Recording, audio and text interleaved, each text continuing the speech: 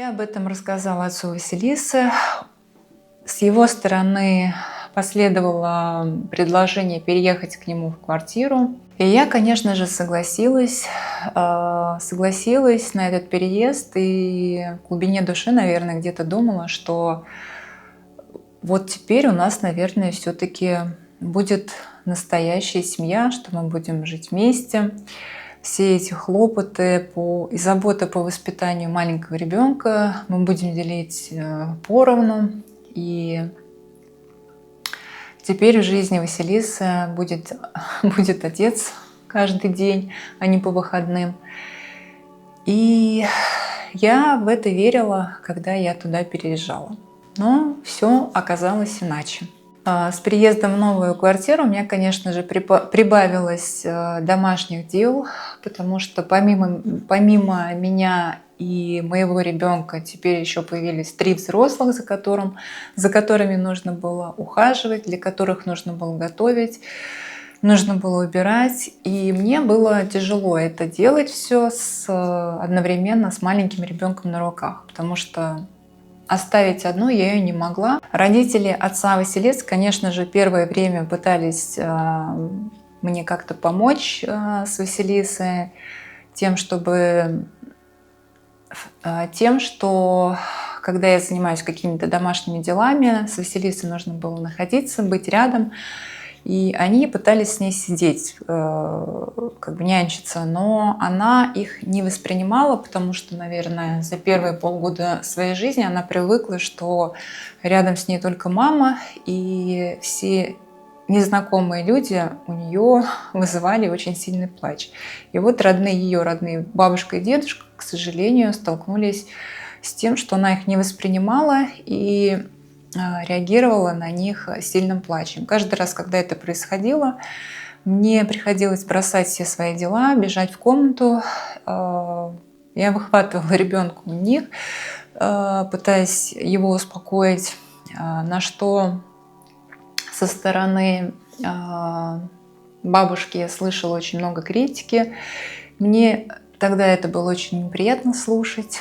Может быть, какая-то доля правды и была в тех словах, но на тот момент у меня была своя правда, и мне совершенно все это не нравилось.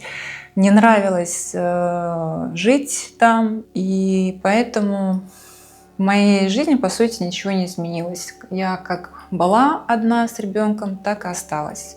Отец Василисы допоздна был на работе, после работы приходил, пытался как-то заниматься воспитанием ребенка, но там буквально полчаса на это оставалось, потому что уже нужно было ребенка спать укладывать. Какой-то легкости, облегчения после этого переезда я не испытывала совсем. Наоборот, мне стало физически еще тяжелее. При этом домашних обязанностей у меня стало больше. Я человек, который любит чистоту и порядок в доме.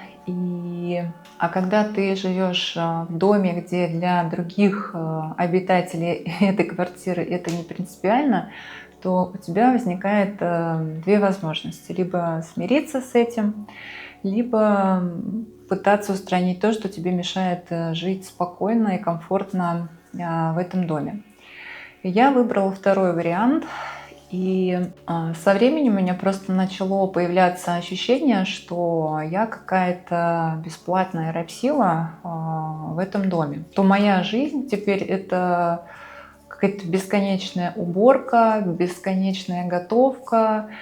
И не всегда то, что я готовила, я успевала даже покушать, потому что это все очень быстро съедалось. И все это было без какого-то ощущения благодарности за то, что я вообще там делаю, как бы в этом доме для всех этих людей. И через пару месяцев я решила вернуться с Василисой в свою московскую квартиру к той жизни,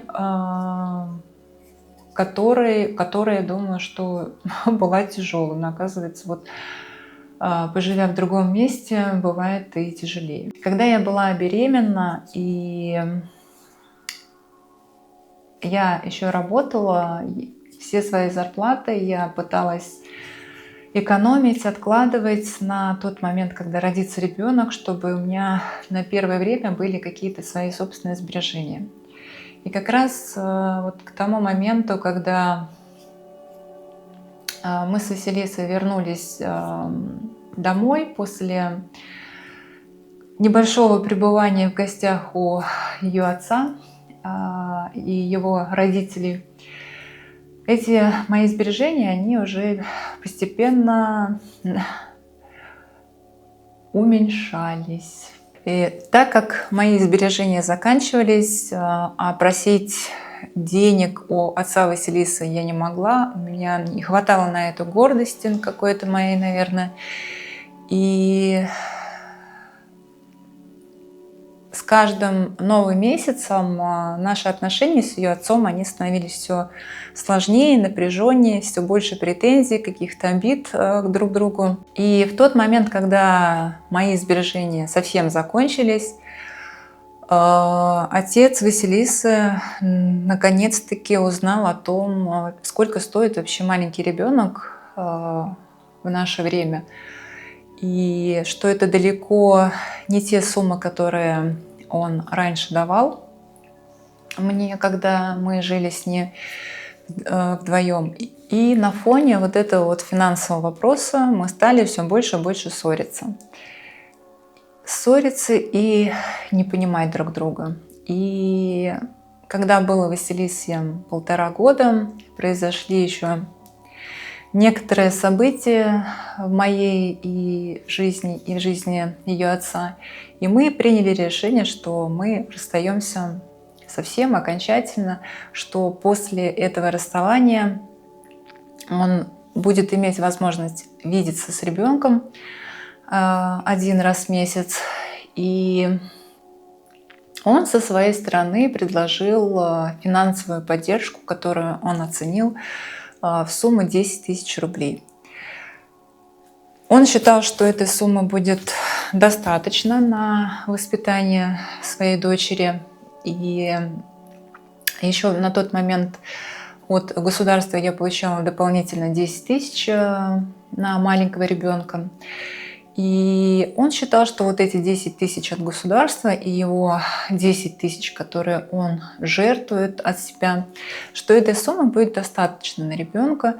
Но он совершенно не брал во внимание тот факт, что ребенок жил в моей квартире, что за квартиру нужно было платить коммунальные услуги, и что вся коммуналка, которая была у меня за квартиру, это как раз-таки вот практически половина той суммы, которая вот у меня была на тот момент, именно 20 000 рублей. Его это совершенно не волновало, как я буду жить, будет ли у меня еда. Он продолжил себе жить спокойно и жить с мыслью, что его ребенок ни в чем не нуждается, у нее все есть. Его совершенно не волновало то, что я все еще продолжала находиться в декрете и что я не могла еще выйти на работу и как-то самостоятельно себя обеспечивать. И эти первые месяцы, которые мы с Василисой остались вдвоем, для меня были очень тяжелые и опять голодные, как в то время, когда я приехала в Москву. И мои первые месяцы пребывания в Москве, о которых я рассказывала в своих первых видео, такое ощущение, что это все повторялось. Только с той разницей, что теперь у меня была своя крыша над головой. И чтобы хоть как-то выжить, мне удалось взять в банке кредит в сумму 60 000 рублей. И эти деньги я планировала, что я их буду хотя бы тратить на то, чтобы оплачивать за квартиру, чтобы коммунальные услуги, долг по коммунальным услугам не накапливался, и чтобы хотя бы здесь у меня душа не болела. После того, как мы с Василисой прожили самостоятельно 2 месяца. В детском саду подошла наша очередь, и Василисе предложили место в саду. Мы согласились и стали ходить сначала на час, на 2, и постепенно увеличивая время, так как ребенок начинал привыкать к воспитателям и адаптироваться к этой новой обстановке, к новой жизни. И благодаря тому, что Василиса была устроена теперь в сад, я могла теперь заняться поисками работы. И эти поиски, конечно же, были очень непростыми, потому что когда работодатель читает резюме молодой женщины, у которой в графе «Дети» стоит галочка и указан возраст ребенка, конечно же, у них возникают вопросы. А если ребенок заболеет, с кем он будет у вас сидеть? Есть ли у вас люди, с кем вы можете оставить, чтобы прийти на работу, когда ребенок болеет? У меня таких людей не было, у меня не было ответов на такие вопросы. И каждый раз все собеседования заканчивались практически одинаково. Кто-то в начале разговора говорил: извините, вы не подходите, кто-то выслушал меня до конца, и после этого все равно говорил, что вы, извините, вы нам не подходите. И так вот я провела в этих поисках около 5 месяцев. И за это время у меня уже прям было такое упадническое настроение. Я не верила вообще в то, что возможно найти работу с маленьким ребенком на руках.